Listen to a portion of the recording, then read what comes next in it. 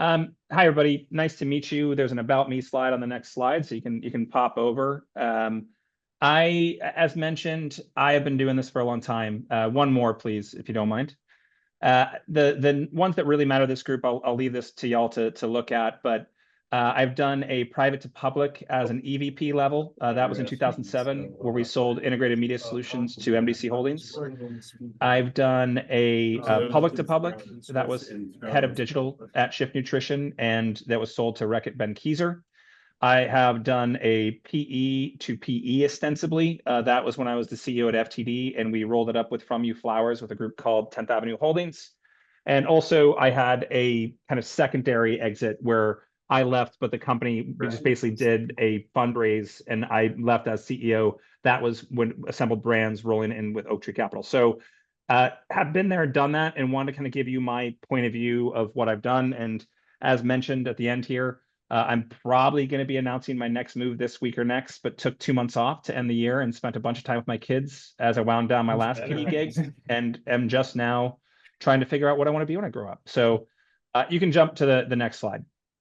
So I think that when you are thinking about the promises of private equity, and I will also tell you that I have kind of given these promises to other folks as advice, there is this concept of operational independence, right? If you talk to 100 private equity firms, 98 to 99 of them will tell you something like this. They will say, oh, we're just value-added investors, and we really want the operators to be the operators, and we want the investors to be the investors, and we want to kind of keep it separate. You also are judged by your results. There's less politics because of that. It should be more clear because of that. And then if you're working with a private equity firm, they have this network. They've done this 100 times. There's this network you can source from. You can source employees, you can source acquisitions, you can source partnerships. And then finally, it's lucrative. If you win, you'll be rewarded. You can jump to the next slide.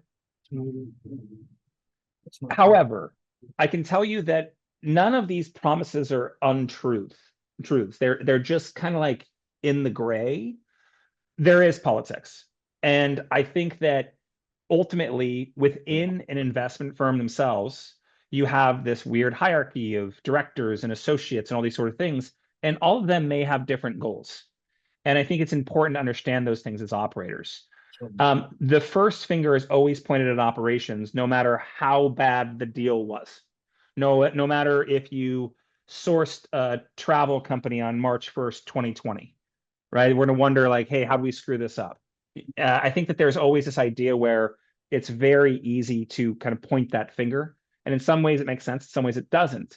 This third one, I think, is the most important piece, which is every deal I've ever been shown as a potential CEO or as an actual CEO, there is a thesis that's usually some 70 to 90 page deck put together by insert consulting firm here, McKinsey, BCG, et cetera. They're all extremely academically sound. And some of them, frankly, are a disconnect with reality.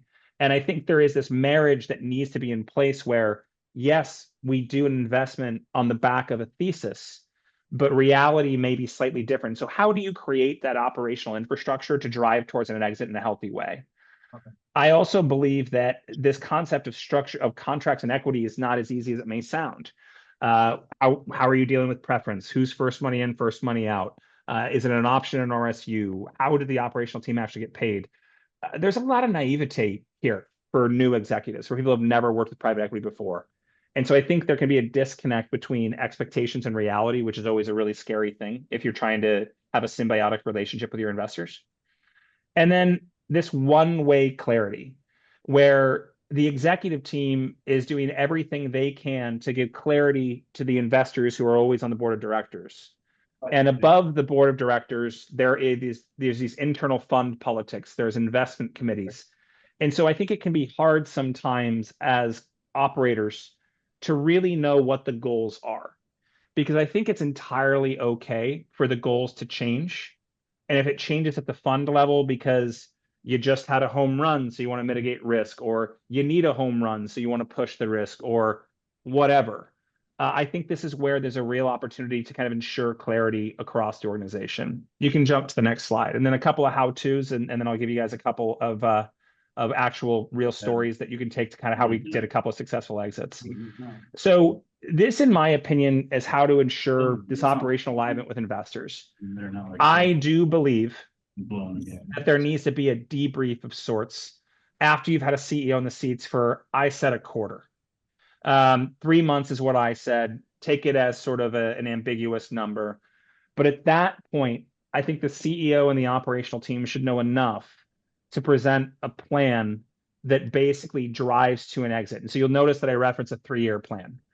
This is the time to actually fight out this idea of, here was the investment thesis, here's where we're aligned or differ. Here's the trajectory of the business from a cash flow perspective, here's where we should reinvest versus not. These are the things that are really going to matter, because that gives the investment team a chance to basically say, we'd much rather have SaaS revenue than consumer revenue, right? Whatever it may be. And I think that that's the point where it's important to have that kind of level of alignment. Emmett, I'm just going to throw this out. There's been a couple of requests in chat to mute the convene EV because it sounds like there's a side conversation going on. It's not bothering me, but just FYI. So after you have that basic kind of understanding of what these assumptions are and these expectations are, now you actually have this quarterly deep dive where you visit the KPIs, the OKRs, do that quarterly. This is where I believe the investor/board should rip the operational team apart, right? And the operational team should welcome it. We should really be trying to be held accountable on a quarterly basis, and we should question them, make sure they're right, make sure they're high enough, make sure that maybe they're a little too high. I don't want the operational team to be shielded from criticism. I want that criticism to be poignant and fact-based, but after sort of that initial period where they have a chance to actually create their own thesis and make sure it overlaps with the investment team. And then finally, other stuff, you do it all annually, make a new 3-year plan annually, make sure you have an exit timeline annually, make sure you have OKRs annually, and understanding that stuff changes, right? If you are a business that is heavily based in Florida and there's a bad hurricane, that's going to change our timing. And so this is not meant to be ritualistic by any means, but at the same time, I think this is a good cadence for success. Next slide, please, Emmett. Okay, and so I think that this piece, and which is why I zero in on it, is thesis versus reality. Of course, as investors, and I'm doing a couple of consulting gigs right now where I'm actually helping develop thesis, there is going to be parts where we're right and there's going to be parts we're wrong. And this two-sided commitment at the bottom is key. The operational team needs to read it, and then basically after that kind of 3-month grace period, decide this is where we agree and this is where we disagree. And they need to put those cards on the table. And then the investment team must be willing to hear from that operational team and get deep enough into the business. And those are some very important words. We might have to get a little uncomfortable as investors to get underneath the business and make sure we understand the disagreements. And then coming out of that, you can align on what our thesis to exit actually is. We are going to be B2B, B2C. We're going to have an 80-20 mix. We thought it was going to be 70-30. We're going to be B2B2C. We think there's an opportunity in partnerships.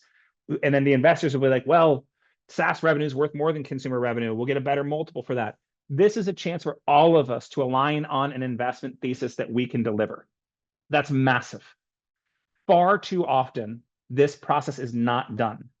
And operators aren't doing their job because they're not raising their hand and challenging assumptions because they don't read the darn thing, even though all of us get it in an interview loop. And investors aren't doing their job because they're not getting deep enough into the business to be questioned. They're relying on the thesis, keyword there, as fact. And I think that this is the most important part to do at the start of any investments you have to ensure you can drive to an exit. I cannot say this enough. It's a place that I really want to focus on for my next CEO job. Next slide, Emmett. Let me give this group two kind of mini case studies. I describe this as the biggest mistake of my career. It probably cost us somewhere in the neighborhood of $100 million. And basically, I knew, because I was living in this business and I'm an analytical CEO, I knew that we were absolutely crushing it and that we were about to encounter some headwinds. And what I didn't do is I didn't go to my partners and say, we should exit right now. And I want to be very clear. This is my fault and mine alone. But I didn't know I should. And so I think there's an opportunity for investors to say, hey, operational team, if you see something developing, which is like a strike while an iron's hot, we want to know it. We're not going to necessarily do what you ask us to do. It's not like you get the final vote, but if you're like, hey, let me come up with a good 2025 example, and I'll give you a poignant one for January 27th. Say you were an AI company, and for some reason you knew the announcement about the Chinese AI development was going to come out today, and you'd be like, I think we should have exited last month. I wish I would have said something because I have some friends in China. They told me about this stuff. It's a bad example, but you get my point. You need to encourage your operational team to speak up. If they think it's a time to exit, listen to them. And that encourage is a big part, because then the investor gets to flank this idea, because they might say, like, Charlie, this is insane because the valuations are the worst they've ever been. End of conversation. But this sort of two-way communication, I don't think A, happens enough, and B, is encouraged enough. And so if I'm sitting on a board of directors on the private equity side of the table, and we hire a new CEO, the first thing I'm saying to that CEO is, hey, if you think the time to sell is now, please tell us why, whenever you feel that way, so we can have a conversation. It isn't about putting their opinion above your own, but it's about encouraging that open dialogue to drive to an exit. Again, this is a real example where I think we still had a good result, but I think we left $100 million on the table just because we waited 9 months. Next, please. And then finally, I'll give you another real example. Reputations really matter. And this is another example where operational teams and investment teams can partner. We took over a business, and there was a natural one competitor in the space. And that competitor hated the outgoing founder so much that when the time came to pass that that company could be acquired, they did a formal process. We were not allowed to participate. Even if we had bid the most, we could have never won this acquisition, and this acquisition would have made the investment a home run. So it's really easy to point the finger at the founder, but the founder was a fierce competitor. He's the reason why the asset was valuable in the first place. One of my core jobs as the incoming CEO should have been to build the bridge. And one of the other core jobs of the investment group should have been to build that bridge. And we were far too passive about it versus active. You know, as an investment group, hey, here are the 30 companies we think we might get acquired by. Let's just both go at this and try to make great relationships with every single one of them, past be damned. You can't say we're not going to compete, but you can say we're going to be cognizant of our investment roadmap and our acquisition roadmap. So when the time comes, you're not being held accountable for bad blood you didn't cause. Last slide, please. With that said, that's my time. My email, I said on the first slide, is charliecole33@gmail.com. If I can ever be helpful, please let me know. And I am right at 15 after. So Emmett, I'll hand it back to you. Thanks, everybody.